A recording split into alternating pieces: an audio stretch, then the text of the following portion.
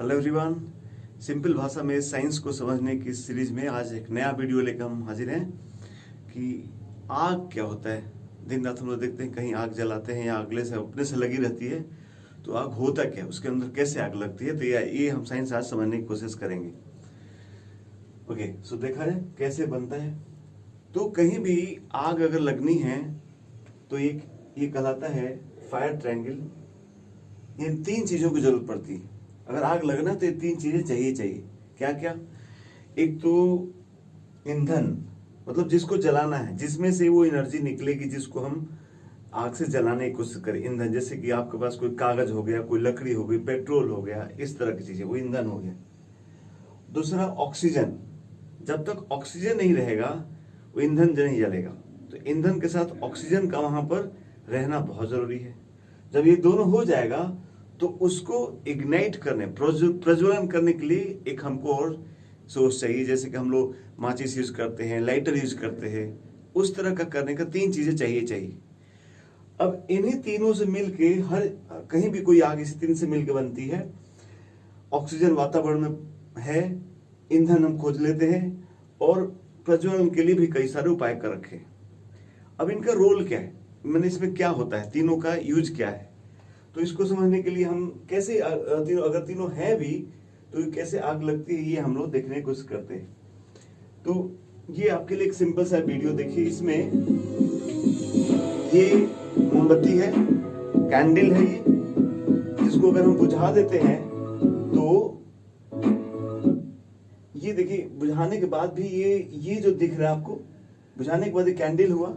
इसके बाद जो कैंडल जो सॉलिड फॉर्म में है, उसको जलाने से वो क्या होता है, वो इस वेपर फॉर्म में बन जाता है।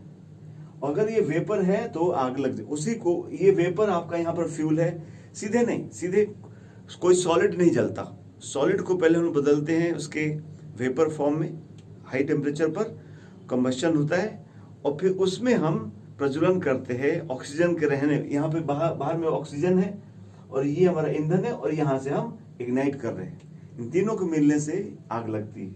मजेदार बात इस वीडियो में देखा गया है कि जरूर नहीं कि जो कैंडल का जो विड है, जहां वो एक कॉटन का विड रहता है, उसको जलाना जरूरी है। कहीं भी अगर हम इस वेपर को, जो हमारा फ्यूल है, कहीं भी अगर हम इग्नाइट करें और एक ठीक मात्रा में हो, एकदम धुआं डिफ्यूज हो गया जैसे ऊपर में दिख रहा है, वहां करने से कुछ नहीं होगा।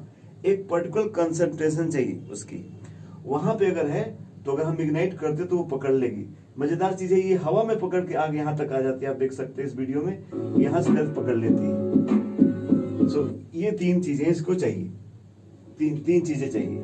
ये हमने बुझाया, इसको यहाँ से पकड़ के आग देखे पकड़ लेती है। तो जरूरी नहीं कि ये हम उस जो वीड है उसमें लगाएं, ये फ्यूल की तरह काम करता है। ठीक है, ओके। सो ये कॉन्सेप्ट हुआ इसका जलने का। और कैसे करते, वो अगर हम आग माचिस लगाते हैं तो क्या होता है देखते हैं। जैसे मान लीजिए कागज का, आपके लिए एक कागज का ये बनाया गया है, कागज के क्लोजअप दिखाया गया है, कागज है और इसमें हमने माचिस मार के उसके पास लाए तो कागज नहीं जलेगा, कागज नहीं जलता। यहाँ इसके टेम्परेचर से, जो माचिस की तिल्ली उसके टेम्परेचर से जो टच में है, उसके यहाँ पर वाष्प उस टेम्परेचर पे कंबशन बनना चाहिए, गैस बनना चालू होगी, वाष्प बदलना चालू होगा, कंबशन चालू होगा और ये डॉट डॉट दिख रहा है, वही आपका ईंधन बन जाता है। उस ईंधन में जब इग्नाइट हो रहा है और यहाँ पर ऑक्सीजन है, ये मिलके ऐसा आग बन जाता है। तो कोई भी चीज जलता है तो ध्यान रहे, कोई सॉलिड नहीं जलता, हमेशा उसका वो वेपर बनता है, वेपर फिर जलता है। वेपर गैसियस फॉर्म ही हमेशा आपका उसका जो जलता है, सॉलिड नहीं जलते, वही उसका ईंधन बनता है।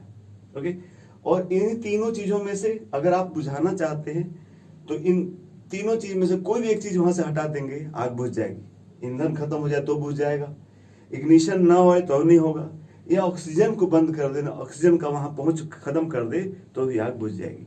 तो कोई भी आग बुझाने वाला सिस्टम होता है, वो इन तीनों में से किसी एक को खत्म करने का सिस्टम होता है। चलिए, तो आगे इस तरह की एक रोचक जानकारी के साथ नेक्स्ट वीडियो में हाजिर होते हैं। Thank you for watching.